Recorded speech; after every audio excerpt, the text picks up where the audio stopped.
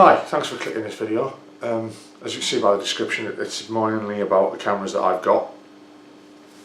Some of them are absolute rubbish because I'm trying to do everything on the cheap. So basically, I suppose you can use it as a bit of a warning as well. Don't buy cheap, because as the old saying says, buy cheap, buy twice.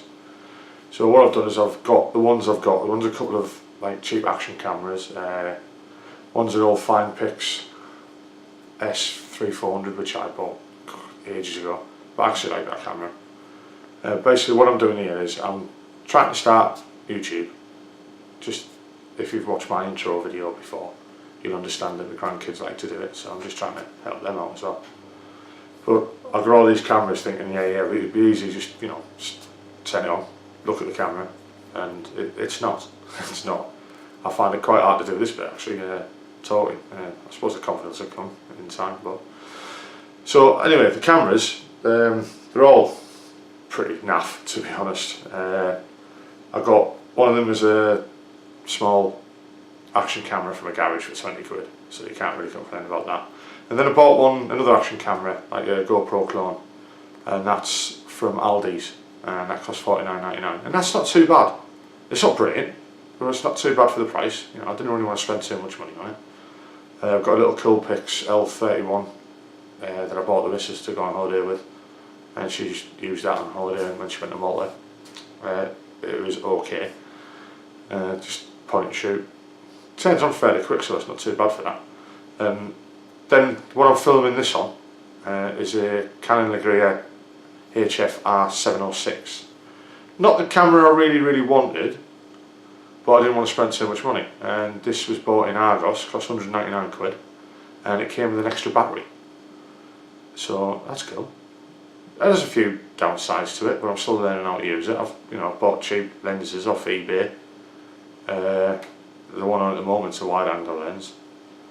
It does make a slight difference, but anyway, what I've done is I've put some clips of these together, and then you can have a look at them and decide how bad they are, and they all are pretty bad. So heed my warning again: buy cheap, buy twice. So if you're going to do something, buy what you can afford, and don't make my mistake and I'll probably spend more money over the period of time buying cheap cameras than actually going out and just buying a decent one to start with.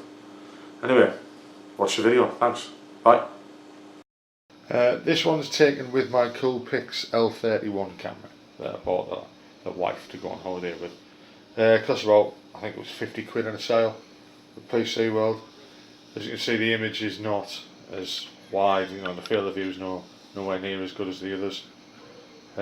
Seems okay on it, I like it. Again, we have to pan round, tilt up. These are all taken on a tripod on the same location. The tripod's not moved, just to give you an example of like the field of view and stuff like that of the cameras. Again, this one will do for me. It's easy, it turns on really quickly, shuts down really quickly. It's quite good to have, as an emergency camera if you need one. Camera, like the camera, I like to take photos with it, it's good. The field of view is not as good as the action cam that I've just tested, but better than the cheap action cam anyway, so. The image is not as good as, or is not as what I'd like it to be, although I can zoom in and out, whereas with the other ones I can't. The sound's better obviously on this one. Kinda like it.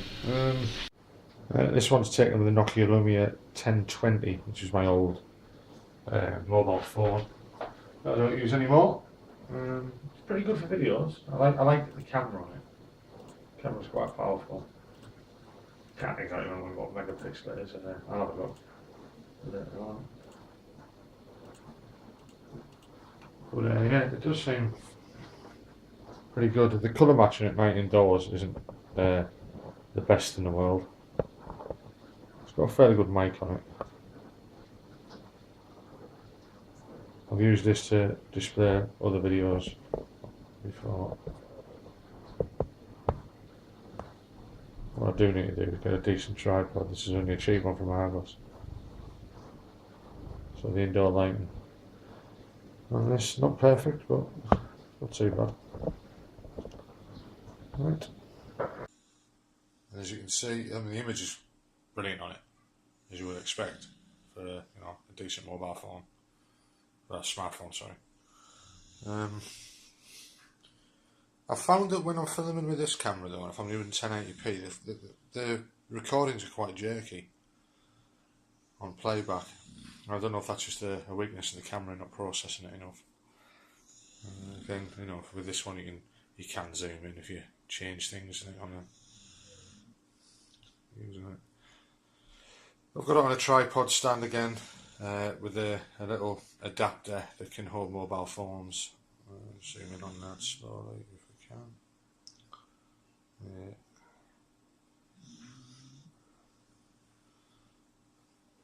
I'll try another mobile phone that I've tried loads of times, which is an old Nokia Lumia 1020, which I love the phone, but it tended to crash a lot, so that's why I went back to Android. Right, this is recording at 1080p, 30 frames a second from one position.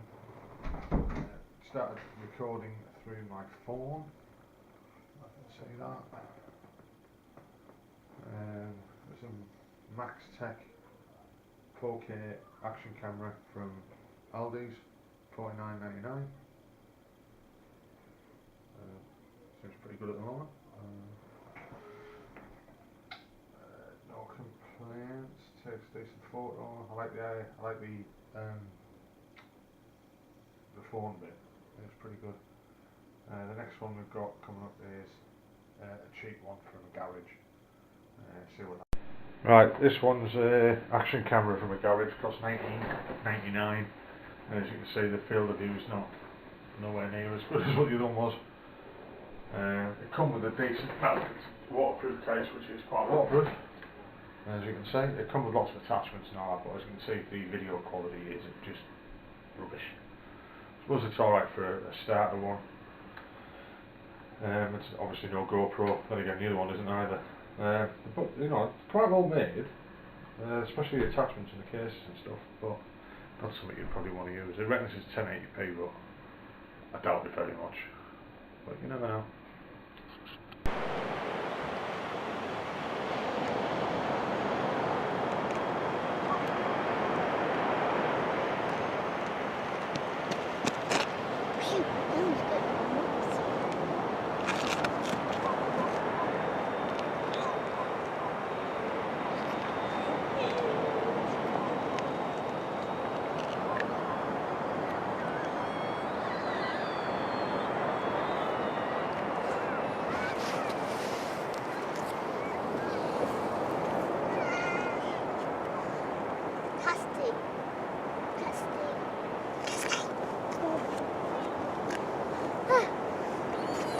Right, go for a run up there. Want to wear that shirt?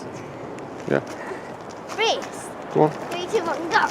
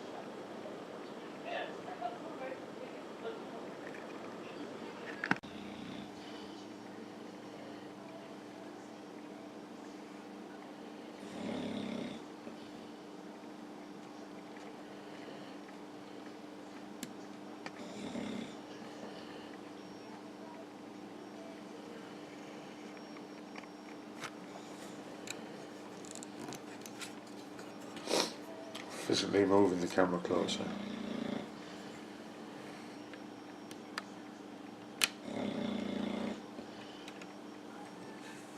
That's about